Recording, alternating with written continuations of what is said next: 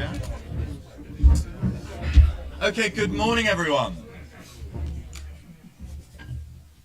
We will make a start. Thank you so much, everyone, for joining us this morning for this another event in Onward's Science Superpower series. We are delighted that the Science Minister has become a regular fixture in these discussions at a really important moment for science policy, and particularly when a key priority for the Prime Minister around boosting economic growth makes this issue around science, around innovation, around R&D so central to the policy debate. And this morning's event is on a problem that has bedeviled UK science policy for decades. It's a sort of truism that we have world-leading academic strengths and expertise in terms of the patents that are here, the international academic collaborations that UK scientists lead on, or UK institutions, academic institutions lead on, but we struggle to translate some of those discoveries, some of that science into either commercial applications, into new goods, new services, new processes. And in recent years, there's been a real interest in the institutions that might help and support that process, that enable us to bridge the gap between theory and practice, between academia and industry. And so this morning's conversation really is to take stock of the successes and areas of improvement of some of those institutions, and to consider how their role might need to change, evolve and adapt in the next few years in the context of both that big growth challenge, the fact that we need to improve the productivity of the economy overall, but also the broader public goods that science and technology provides, whether it's around net zero, around public health. We need to ensure that we are realizing the benefits of some of the discoveries that are being made in our academic institutions. And I could not be more pleased with the panel that we've got this morning, genuinely. Me and George are the only people on the panel without a PhD. So I am going to introduce everyone with the PhD that they had. Clive was the only person that didn't have his PhD on his bio, so I had to ask him what it was. But I'm joined on my immediate right by George Freeman, the Minister for Science and Innovation, who's been in that role in various guises now for some time, and who's been leading this conversation about how we can become both a science superpower and an innovation nation, things I'm sure George will talk about, and has been prior to that involved in the life sciences industry, venture capital, etc. On my immediate left, I've got Dr. Hayatun Salem, who is the Chief Executive of the Royal Academy of Engineering, chairs the government's Business Innovation Forum, and her PhD is in biochemistry. I should make people guess what they're in. So, Chief Executive of Royal Academy of Engineering, biochemistry, PhD. To the far right of the panel, we have Dr. Anjana Ahuja, who is a contributing writer on science for the Financial Times, a real thought leader in this space on how we can realise the potential of global science, health and technology. Also the author of a number of different books on this topic, co-authored Spike, the Virus versus the People in 2021, wrote Selected, Why Some People Lead, Why Others Follow and Why It Matters in 2010. And Anjana's PhD is, of course, in space physics. There we go. It's like a fun game show I'm doing here. It's great. Okay. And then finally, we're delighted that today's event is sponsored and supported by the Manufacturing Technology Centre. My previous role was working in the West Midlands, as head of policy to Andy Street, and I saw the fantastic work that the MTC did in bridging that gap between the real academic expertise that exists in the universities in the West Mids and around the country, and the advanced manufacturing sectors and industries that are there. So I'm very familiar with the work of the MTC, the work that Clive does, and delighted that Dr. Clive Hickman, OBE, PhD in mechanical engineering, that one's slightly more predictable, who has been Chief Executive of the MTC since its inception in 2010, and prior to that a range of roles in the private sector, Chief Executive of Tata Motors European Technical Centre, and other roles at Ricardo, Myra, Rover Group, etc. I want to dive right into this discussion because there's a huge amount to delve into here, and this is ground that has been trodden before. There have been reviews of catapult centres, there have been new institutions that have sprung up, have wound down. But George, I want to start with you. When you think about the institutional landscape, translational research landscape, what's gone well, what hasn't gone so well, what are your priorities? Well, thank you, Adam. Thanks for Onward for doing this. It's as I said at the last event, if you weren't doing this, I'd be pacing up and down saying, if only there was a think tank that was really interested in this agenda and bringing the right people together. And good policy needs good think tanks. So thank you for doing it. And it's a brilliant panel. And can I just particularly thank Hayatun and Clive and all the team at the Royal Academy of Engineering, because I was there the other evening. I think the E often gets missed in the science, research, technology, innovation landscape, and engineering plays a really important part in linking all the different bits together. I keep saying to people, listen, science is not the same as technology, which is not the same as innovation. And engineers are normally involved in turning each of them into the next phase. And actually, the Academy's been doing brilliant work on STEM fellowships, apprenticeships, industrial collaborations. So it'd be very interesting what you say. And it's also great as a science minister to sit next to somebody with a PhD in space science. And that's not happened to me before. I was going to say it's not rocket science. Your line. It's an easy line. I think, just by way of background, for those who don't know me, I lost most of my hair in 15 years before coming to Parliament in the technology transfer landscape. So I was in and around our great universities, spinning out companies, funding entrepreneurs back in the 90s. I was in the first UK ever biotech startup fund. It was a sort of Wild West days. Everyone had seen the floating of Currascience in 1990, correct me, for 800 million. Chris Evans trounced 200 million, and everyone went, whoa, let's do this. But it was quite sort of copycat America. The American biotech scene was taking off. And it's worth just putting it in that context, because when that model went bust in 2000, overpromised, too many PowerPoints, the city got burnt with a few companies, the market crashed on tech. We then sort of saw the life science ecosystem slowly reassemble around a much more conservative model, not trying to get to big float, selling earlier, trade exits. And in 2010, when I arrived in Parliament, we then had another crash. These crashes is one of the reasons we need a science and technology economy that'll be much more sustainable and resilient. And in that crash, you'd seen the biotech sector go very flat, and pharma saying it's a brilliant place to do research, terrible place to get anything adopted, procured, or even tested in the NHS. And that was why in that first industrial strategy, I was laser focused on two things: the transformational technologies of genomics and informatics, and if we as government support them, we'll create the ecosystem for next phase life science.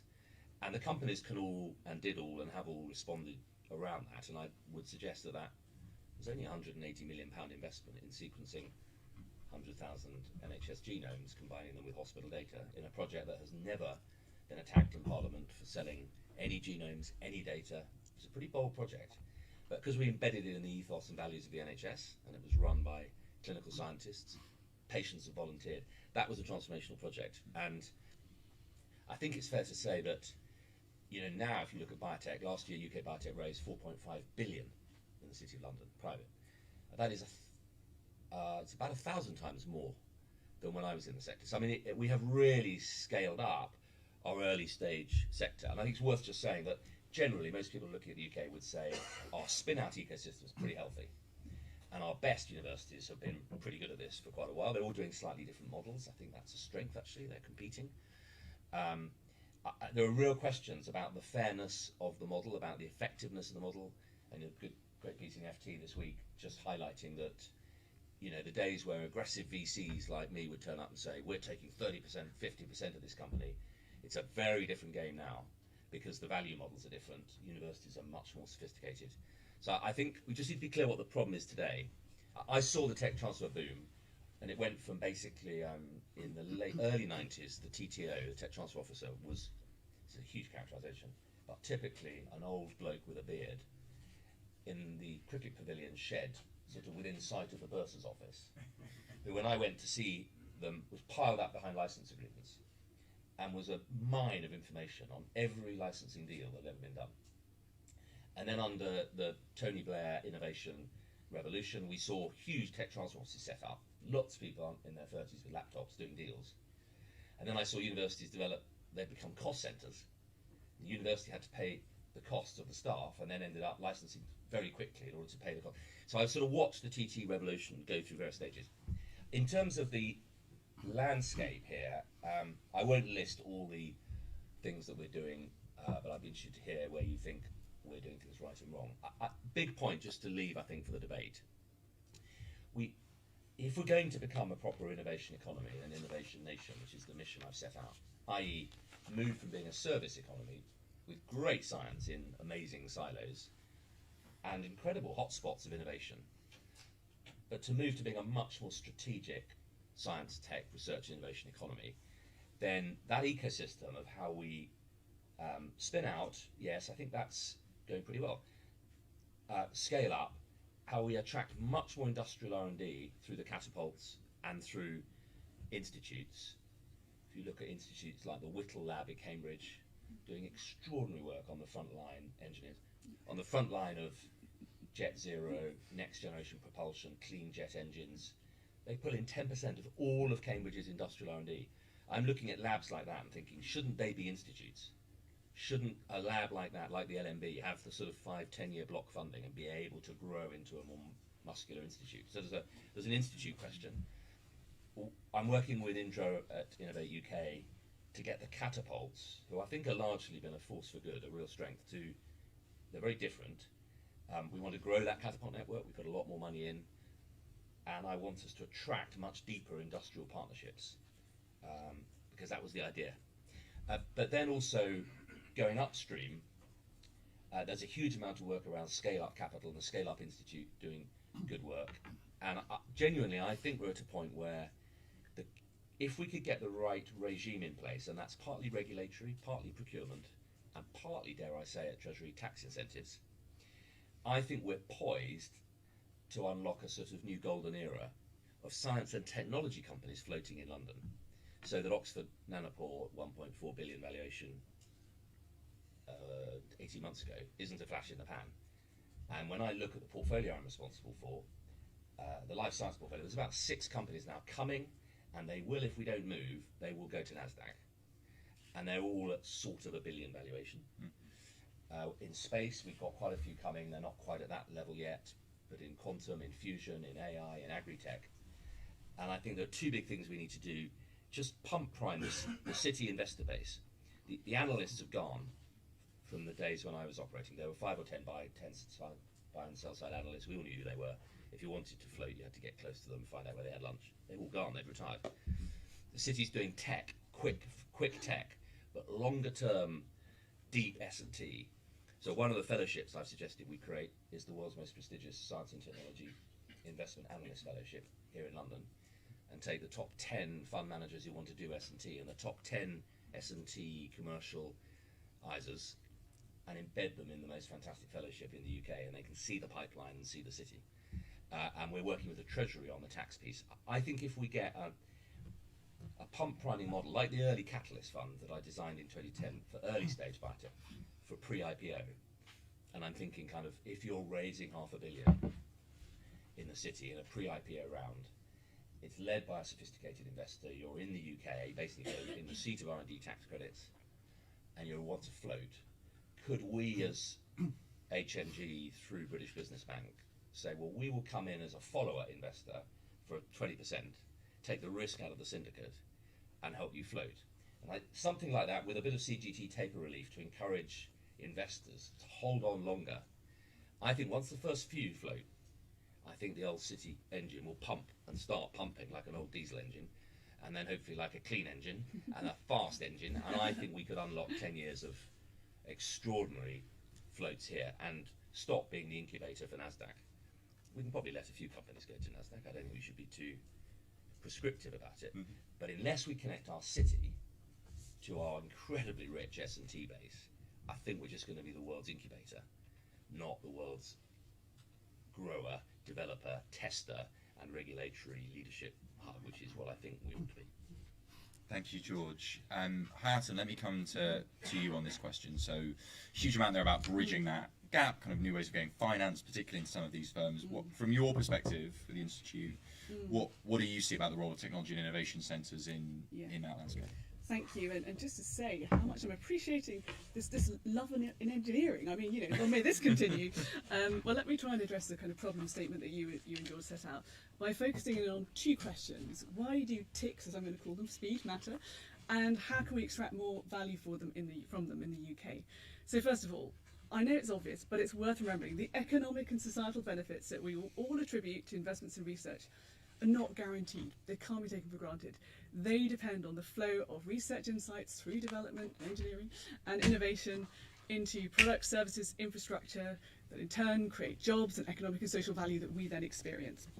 And that is a process that's quite complex, it's non-linear, and it certainly is heavily dependent on our innovation ecosystem. It requires us to have effective interfaces between academia, research institutions, industry, the entrepreneurial community, investors, policymakers, and TICs have a really, really important role as key amplifiers and connectors between those different innovation agents. That helps the overall ecosystem to be more effective. So let me just give a couple of quick examples. The Centre for Secure IT is an innovation knowledge centre in Belfast, led by the outstanding Dr. Maya O'Neill, who's one of those people that makes the rest of us wonder what we've been doing with our lives. She's absolutely awesome. And that centre houses deep specialist knowledge in cybersecurity. It trains the next generation of leaders in secure IT research and innovation. It does groundbreaking research, but crucially, it has fostered this cluster of multinationals, of SMEs and of startups right around that. And it is no coincidence that Northern Ireland is the #1 investment location for US-sourced cybersecurity development projects. Another example, very different, the Aerospace Technology Institute, which promotes transformational technology in air transport through a roughly £4 billion joint programme between industry and government. And the reason I want to use this example is because it demonstrates brilliantly how a TIC can enable a sector to come together, to collaborate, to undertake shared R&D around their shared challenges that matter to society. And really importantly, it's also a great route to helping SMEs participate in R&D projects. So by incentivising those tier 1 companies, those big corporates at the top of the value chain to engage the rest of their supply chain in that collaborative R&D, we can help more SMEs in this country to be innovation active, which we know is a key priority. And it also exemplifies the role that TICs can play in clusters, which I know is one of George's great passions, in this case as part of Cranfield's world-leading aerospace cluster. So how can we deliver even more value from TICs? Well, in the interest of time, I'll limit myself to 2 points. First of all, we need to make more of the potential of TICs to support late-stage R&D. What do I mean by that? I mean the nearer market R&D, which actually comprises the majority of the R&D that businesses undertake. It gets you from your proof of concept, your prototype, through to commercial application and ultimately through to the marketplace. It's a sticky kind of investment. It often leads to investments in manufacturing capability and to job creation. And the Academy's research shows that a significant slice of industry does not think that the UK's offer stacks up brilliantly against global counterparts when it comes to creating that really great positive environment for investing in late stage R&D. And there is a huge opportunity to be smarter in using TICs to provide risk-sharing opportunities for that late-stage R&D. That can be through demonstrators and test beds, it can be through providing co-funding opportunities, or it can be by offering platforms for collaborative R&D across sectors and technologies. So my second point, area for improvement, is in connecting TICs, thinking about their role in the context of our national ecosystem. So we're shortly going to be publishing data at the Academy that shows that actually we have strengths in engineering right across the UK. We have more than 10 engineering hotspots in the UK where more than 1 in 3 adults are employed in the engineering economy. TICs can be a brilliant catalyst for connecting, for building on those local strengths in innovation and engineering and research to deliver globally relevant innovation with a great ROI in terms of local employment, for example. But then let's take that place lens up to the national level. How do TICs relate to our overall national priorities? How do they relate to the overarching UK offer? How can TICs better support our strategic advantage agenda? We might think of semiconductors in this context, for example. And how can we tell a more holistic story about the UK's overall innovation offer, building on the excellent work that George has been leading? The Academy is celebrating 10 years of our own enterprise hub this year. And when we started, I can remember there were about 10 accelerators or incubators of note in the UK. The latest data says there are over 750. We're a modestly sized country. We absolutely need that vibrant, locally led innovation economy with TICs playing that key part in catalysing, connecting the heart of that. We also need this compelling, coherent, navigable national strategy, national narrative. If we can get both of those right, we'll be well on our way to bolstering our position as a great destination of choice for high value talent and investment. Thank you.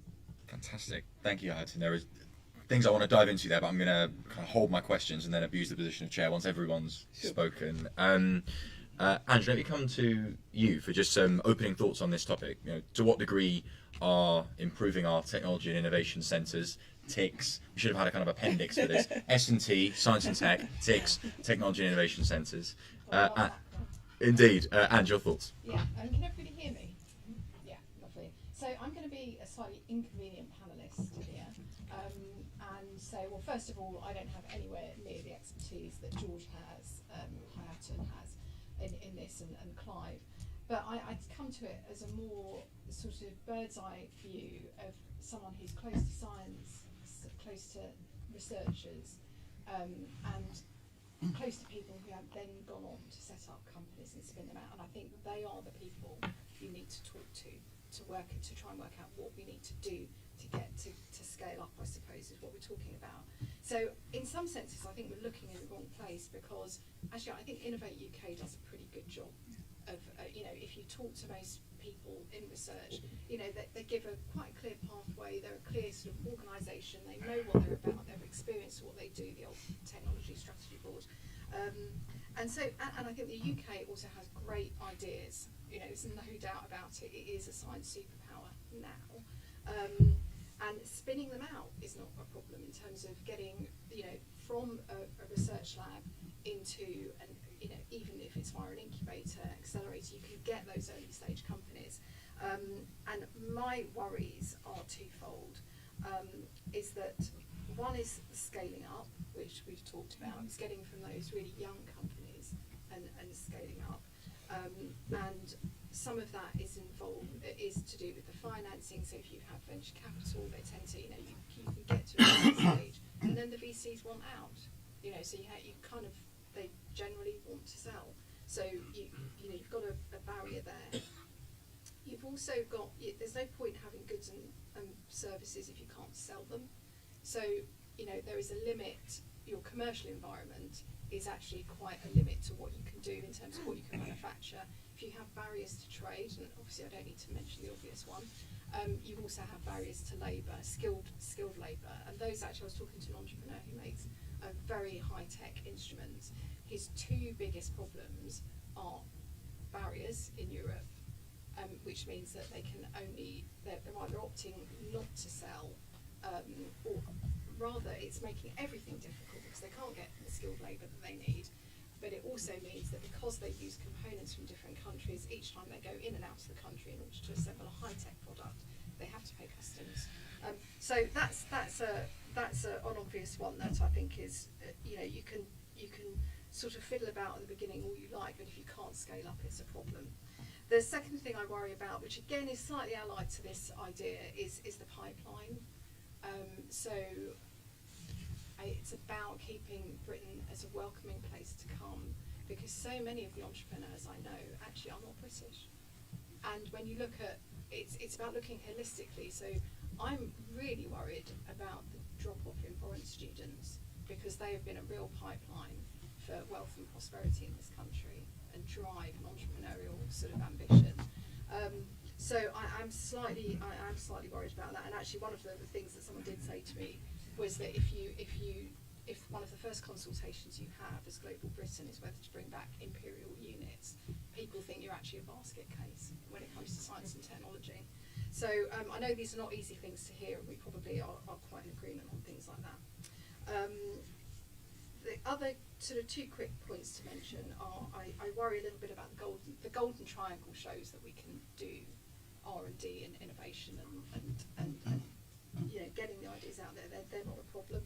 But as Hayatun said, we need to get that around the country. And actually, I think accelerators, incubators, clusters, business parks, spin-outs, tech transfer, there is actually a really good ecosystem in this country. That's not where the problem is. So that's why I characterise myself as a slightly inconvenient panellist. But what I do think is that, one of the things you said, George, was a really telling point, was that we can do things if the government supports it. And one of the areas that I think, why are we not all in on green tech, for example? Why are we not going, sort of full pelt for net zero? That to me seems such an easy win. And then we've got really, really good tech in this country. We've got really good ideas. We've got some of the best climate scientists in the world. We've got, you know, some of the best engineering in the world. These are the kind of things that are, I think, we need to think sort of big, but we also need to think practically, and not blind ourselves to the barriers that companies have in becoming the unicorns. Fantastic, thank you, Ange. Let's finish the kind of opening remarks with Clive. And Clive, in particular, this kind of challenge that Ange has of, you know, when we're looking at the science ecosystem, why is it that we should be looking at TICs, at technology and innovation centres? Why do you think that's a focus that we should have both for this discussion and the debate overall? I think that there is one piece of evidence that sums it up for me, and that is that when you look at when MTC was started in 2011, we were given across the high value manufacturing catapult 35 million of government funding to look at how we could start to build this economy. Over the next 5 years, the 7 centres that make up the high value manufacturing catapult will generate over £2 billion worth of income. Now, it's not about generating income that's important, it's the impact that being able to generate that income has on society. So the catapults need to grow so that they can have a greater impact on society, not for the sake of growing per se. But how does that translate itself? So if I just take MTC as an example at Anstey, over the 10-12 years that we've been in existence, we've attracted 800 million of inward investment into the region around that science park that we've now created. And that can be translated into the same answer around AMRC in Rotherham, and you look at, they've generated similar amounts of income. And what we're able to do, for every pound of government investment, we're able to generate £4 of translational research coming either from the industrial input or from CR&D. Now, what is the barrier for us to go even faster? And for me, one of those barriers is that when we do a CR&D program, we under-recover our overheads. And by under-recovery of the overheads, that means we have to use any profits that we make from the industrial projects to supplement the under-recovery of overheads. If we didn't have that barrier, we could then invest that profits for the benefits of driving the SME community, to drive that growth that we need for the scale up from the startup. And that's a real driver forward. The other area we can use that is on skills, and nobody's mentioned skill this morning, but when we looked at MTC, we said if we don't develop the skills in the people that we need on the technologies that we're basing, those technologies will stay at MTC. We had to develop the skills around the technologies and push that out into the industry, and that's become very, very valuable. We now have 800 apprentices in training at MTC from pretty much a start-up 5 years ago, and that's something, you know, you talked about 3 PhDs. The one thing I'm most proud of is that I was an apprentice and went from being an apprentice to getting a PhD. And there's lots of people that can go along that route, and we're already seeing it. You know, we've got apprentices coming out of MTC now who are going on to degrees and will go on further in their career. So it's bringing all of those things together that helps us to get this growth and this moving from just being a superpower, becoming the translational area and the manufacturing area that we need. Look how quickly we solved the problem of the ventilators. When we had the problem, we solved the ventilators in a matter of months.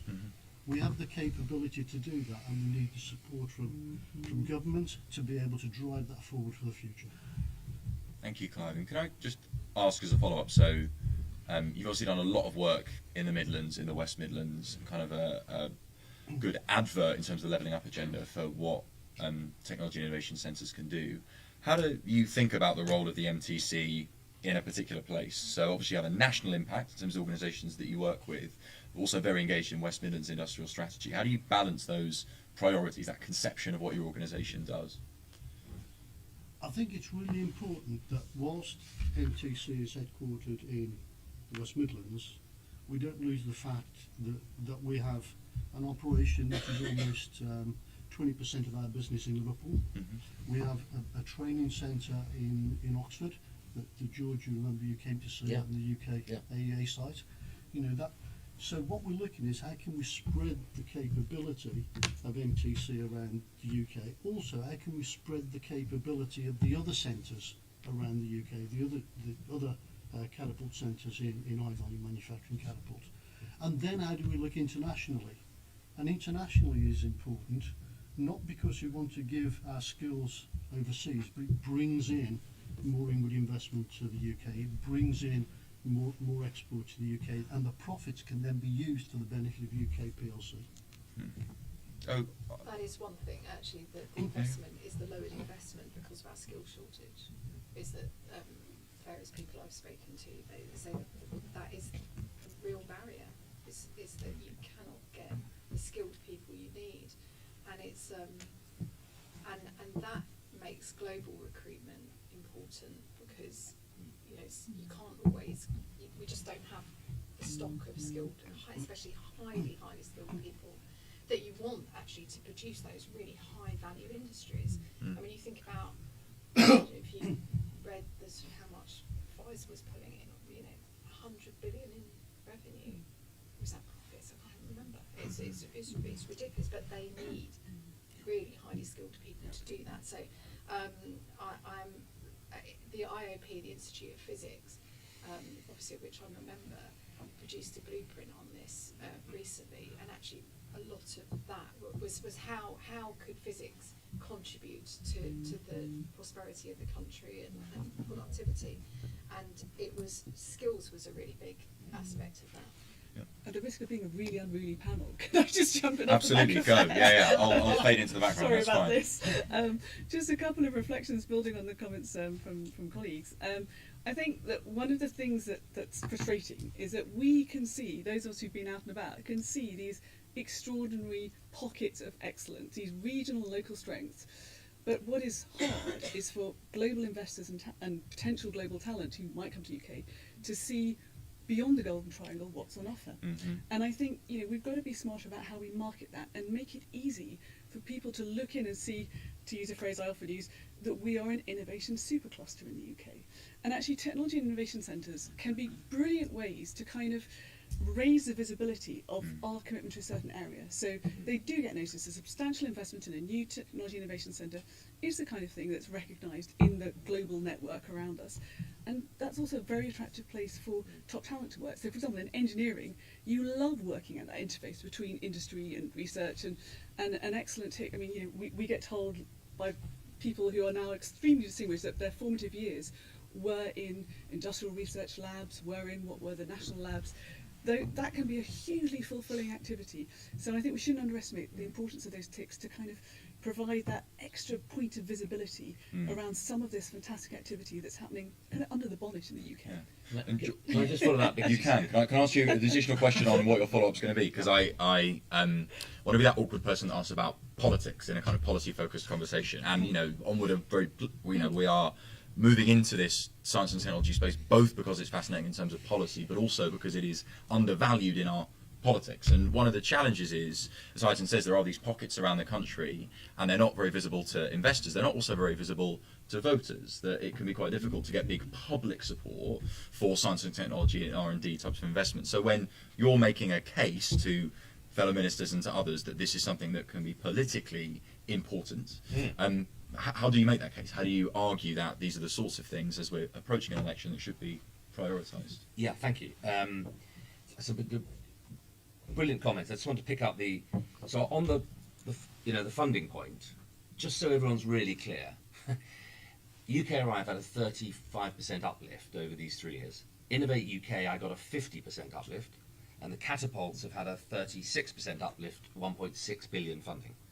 So don't let anyone tell you that we're not investing in this ecosystem. We are, and we're serious about it. And that's in a funding round where quite a lot of other departments are pretty flat. So I think from the point of view of funding into the infrastructure, the public ecosystem, I think we're doing our bit. And I'm the biggest fan, Clive, of what you've done. That's why I said it, but I did earlier. I do think your point about, it's not about the industry funding.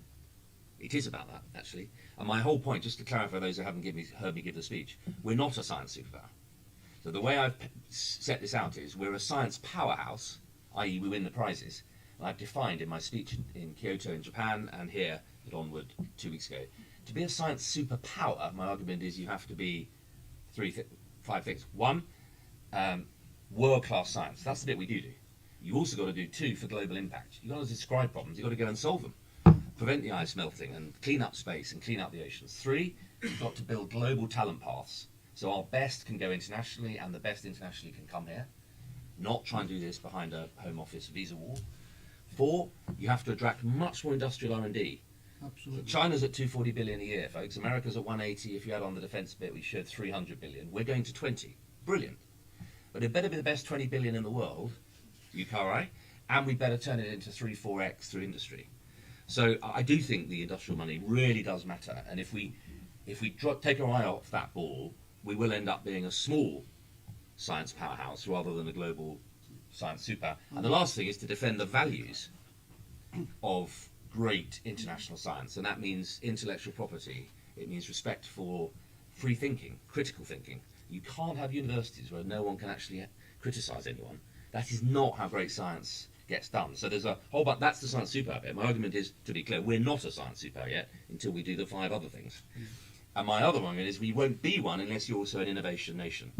So unless you strategically shift this country to being a place that feels like a science, technology, research and innovation economy with amazing culture, restaurants, food and service economy, rather than a great service economy that half the country's spectating on, wondering if it's going to do anything for them. And this is where the politics and the economics merge, I think. I normally bang on about clusters, and here's why. Because if you look around this country, the Golden Triangle is completely golden.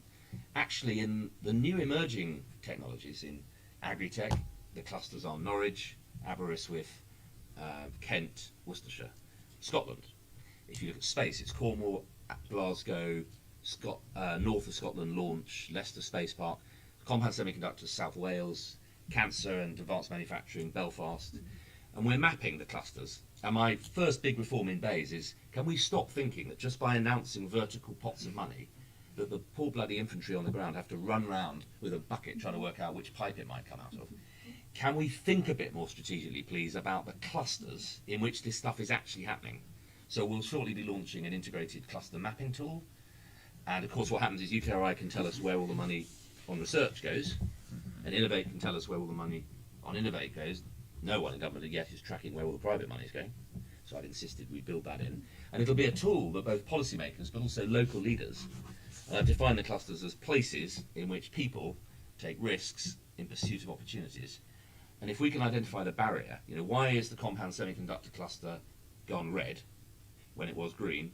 Answer, because somebody in government thought it'd be a good idea to sell Newport wafer fab to the Chinese. Right, that's a bad decision. Why is the Norwich agri-tech cluster not growing as fast as others? Answer, because there aren't enough investors there.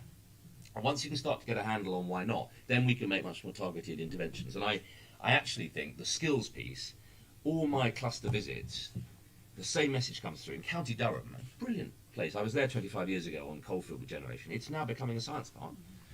The most powerful message was the companies who are growing fast, saying we're shortage of skills. Nobody actually on the ground has asked the 250 fastest growing companies what are the skills needs over 3, 5, 10 years, and then turned to the FE colleges and said, could you fund them? So we're making this far too complicated, and I do think that local piece, basically people will move to a cluster or stay in a cluster or commit to a cluster if they can feel the education skills pathways are being supported. So that's why I'm so focused on that. I think if we can get the 30 clusters all around the country to grow, then we'll be seen internationally, not just for the Cambridge, Oxford, London corridor, we'll be seen as an innovation nation with regulatory test beds all around the country and somewhere everyone wants to invest. And that's part of the DIT story. They need to be able to say, you want to invest in agri-tech? Click. You could come here. And what I really want is cluster development corporations so that people can invest in a cluster. I'll take a 20% stake and fund the infrastructure. Can I be really dull? And, Of course. And say, well, it's not dull, or rather be really prosaic about this, because we talk about these things as if they're separate from the communities in which they sit. Exactly. But actually, you can talk to people and they say, well, we want to bring someone, but there isn't housing. for example, if you're going to stick, I mean, it's great, they're levelling up, and I really hope that there is still sort of a focus on that, because there is a real sort of potential there to spread wealth around the country in a way that would be good for everybody, actually. Probably especially the Golden Triangle, if you look at the pressure on housing there. But you have to have, if you're going to bring people in, you have to have the housing to go with it. You can't have people coming in with their employees on NHS waiting lists, for example. So you have to have the public services, essentially, and the housing stock that support the growth in those areas. And it's that kind of holistic view, and we kind of lose sight of that a bit. We think of it in a silo, but people think much more broadly than just the jobs that they do. They think about the environment they're living in, the culture around them, how their children are going to prosper. And I think we need to sort of have a little bit of that too. Yeah, places like the AMRC in Sheffield taking matters into their own hands and building affordable family housing on their site for exactly that reason. Clive, let me bring you in on industrial investment in R&D, and then I want to have 15 minutes or so for some questions. So get ready with those. Clive. I just want to clarify the point, George, that when I said it isn't about the growth, it's not about the growth of MTC or the catapults that's important. Oh, I see. It's the impact that we can have, and we need to grow to have greater impact. Yep. And that industrial income for me at MTC is the most important driver, because it's when I'm generating industrial income that I know I'm doing the right thing. So MTC is now up at about 45% of its total income is coming from industry. And you're blazing the trail.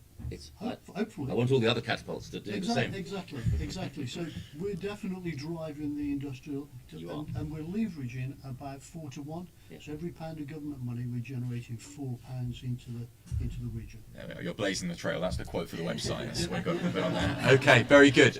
Let's get some questions. We've got about 15 minutes or so, and I'll take these in kind of groups so I can direct them to people. So let's do one on the far left over there, one on the right over here, and then one just in front of me here. So over there, please. Thank you. My name's Jack Semple. I run an alliance of trade associations who are particularly concerned with manufacturing and how we can revive the manufacturing sector. I think a year ago today, the Levelling Up white paper identified that as an imperative. We've not heard a lot since. But I wondered how we can do that, and if we might learn, for example, from countries like Switzerland or Singapore, where Innovate is giving grants for joint projects for innovation. Singapore has 20% GDP for manufacturing and a commitment to go to 30%, and we are at 10%.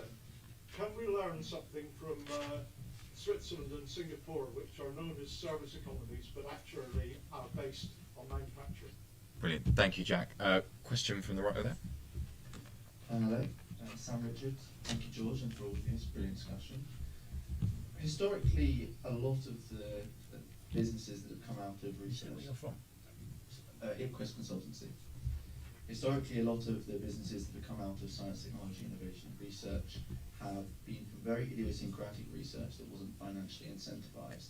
How can we safeguard our research so that the financial incentives don't get in the way of that field? Very good. Okay. So a question there about how we can ensure that research that might not be commercially viable initially still gets done, still gets invested in. And question just there. Yeah, thanks, Adam. My name's Matthew Trilling. I'm a senior advisor of the public, so I have a job working with Dan Corsi, who worked for George as well.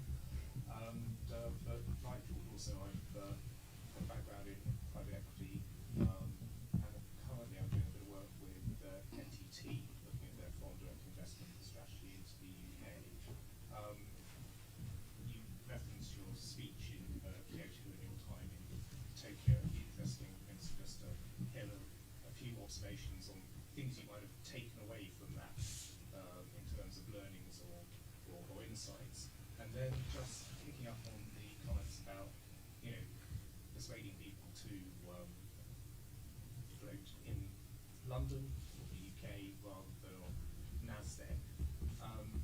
What has also changed over the last 10 years is that there's a lot more sort of private equity money, not just VC money, in this space as well. And having worked with companies like HE Capital and others, I just wonder whether there's something, we're not just missing a trick by trying to get them interested in this space as well. Excellent. So 3 questions there. One on kind of manufacturing. How can we make sure we live up to some of the government's ambitions on this? What can we learn from elsewhere? One on the type of research that might not be commercially viable. How do we safeguard that? And then a third one on what we can learn from Japan and also the different types of finance that might be available to do the scaling up that the panel have said is really important. Hayata, let me come to you first on this manufacturing question. And in particular, I am sometimes sceptical. I think an Onward paper previously argued for this, so I'm shooting myself in the foot. But I am sometimes sceptical of the idea of setting a target, a numerical target, either in terms of a share of employment or GVA or GDP for manufacturing.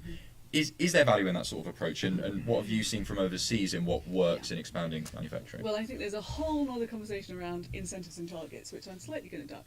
But if I take the spirit of the question, I do think that actually the pandemic did help to challenge people's perceptions that it was fine to not worry about our manufacturing capability in the UK.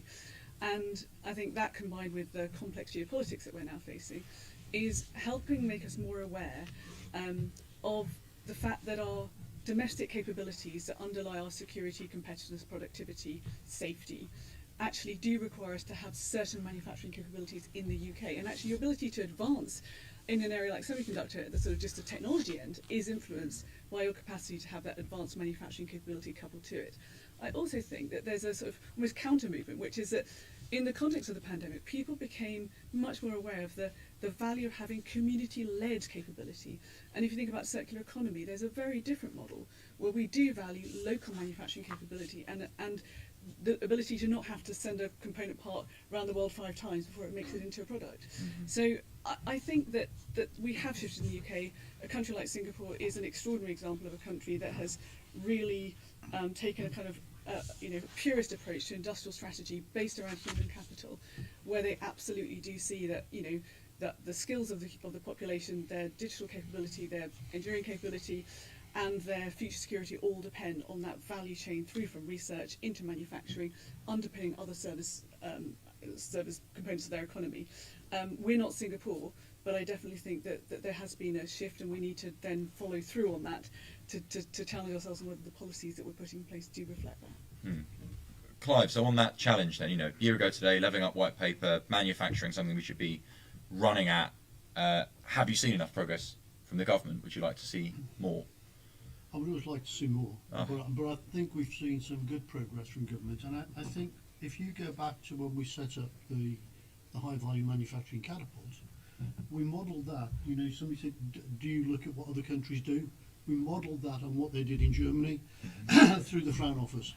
And today, the Frown Office look at what we're doing in high value manufacturing catapult, and they think, how did they do that? How are they now so much bigger than us on the manufacturing catapult than they are in Germany? So we do learn from them, and when we learn from them, we can take that learning and we can catapult ourselves beyond them. Ange, let me come to... Oh, sorry, can I just say that I was really disappointed to see the government selling off the vaccine manufacturing facility. That seemed a really odd decision to me, given A, we're massively great at biotech, B, we'd just gone through a pandemic and we had a ready-made facility ready to go. That was very strange. So it's that, and I'm sure, I don't know whether you spoke publicly about that, George, but just things like that. I can explain it.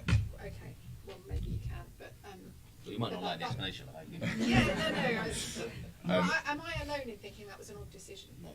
Okay, fine. That's good to know. Well, George, why don't you speak on that now, because that is an Just interesting one other one. point, Go on, Clive, you go. So one of the things maybe we can do that takes beyond the review of manufacturing, one of the things maybe we should think about is we've got a chief scientific officer in government. We don't have a chief manufacturing officer in government. Maybe that's something we need to be thinking about if we're really serious about manufacturing. Chief engineer, Chief engineering officer, chief space physicist. We're gonna.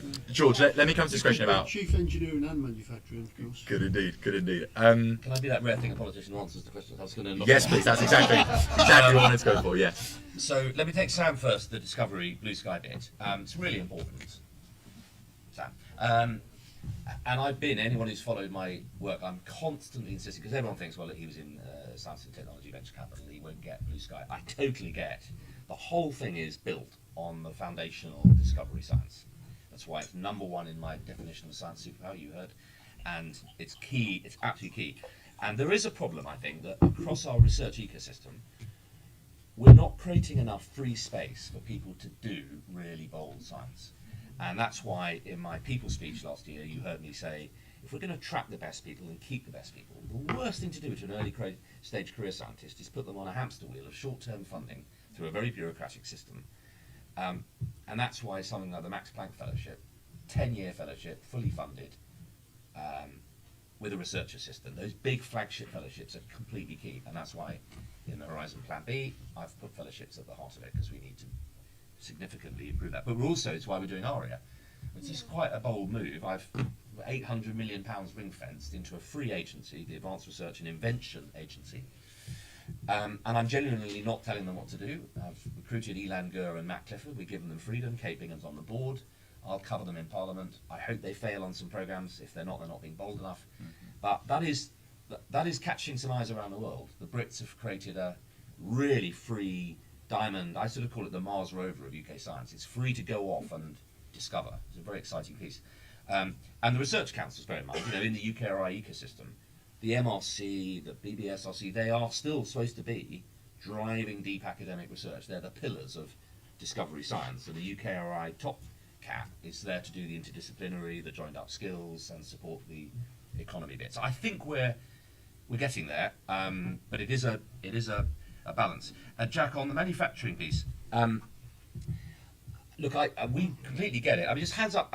Anyone know where we are in the International League table of manufacturing? Because I think we often talk about this as if we're sort of, all the manufacturing's gone. By what metric? Yeah. Well, I'll take your metric if you want, but the one that I last looked at had us 9th.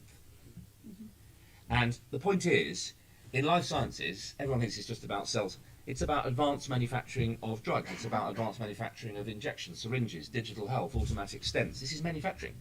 And I think we've got to change our understanding of the word from, if you haven't got huge factories full of people clocking off in blue overalls, you're not a manufacturing economy. That's absolutely true. To redefine it so that people, I'll finish.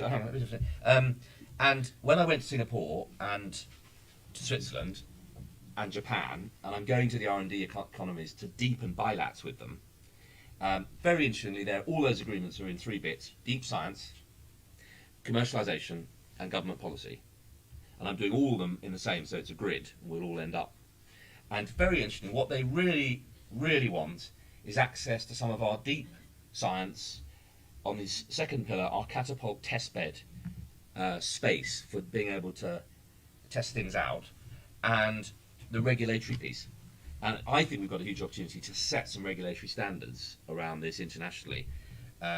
When I happily follow that up with you. But the real key to the manufacturing for me is which sector is pulling through quantum. It's the space sector. So we are a leading satellite manufacturing nation. Who knew? And as we do that, that's driving material science, optics, photonics, so we mustn't think of manufacturing as just big factories. It's sectors, and they tend to be driving clusters. And if you look at what's going on in County Durham, Chromec, world-leading sensor company, has been driven by Northumbria University. So these ecosystems are really taking shape. Matthew, on the public policy point, I think I sort of touched on that.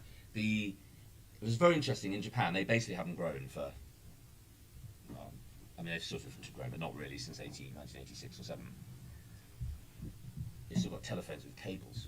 And so it's quite interesting. And they're very aware their economy is a bit stuck and they need a lot more innovation. They have to change the culture. And they were hugely interested in connecting with us. There's quite a lot of people in Japan worry that if they just connect to San Diego and Silicon Valley, all of the energetic stuff will leave. They trust us that we have a deep interest, not least because the founding fathers of modern Japan were schooled here at UCL and went and founded modern Japan in the values of the UK. So there's an opportunity there for us, I think, to lean into some of their deep manufacturing expertise and give them some of our venture spin-out activity. And on the international private equity point, there's a wall of money out there, and I'm convinced if we map these clusters properly, we'll be able to have people pick up the phone and say, we'd like to take a 20% stake in the Warwick robotics cluster, and we'll provide science parks, bike routes, test beds, and could we have an option to invest in spin-outs? So I think we can do it. There's a Trying to do it, by the way, Yeah. because people are sitting on their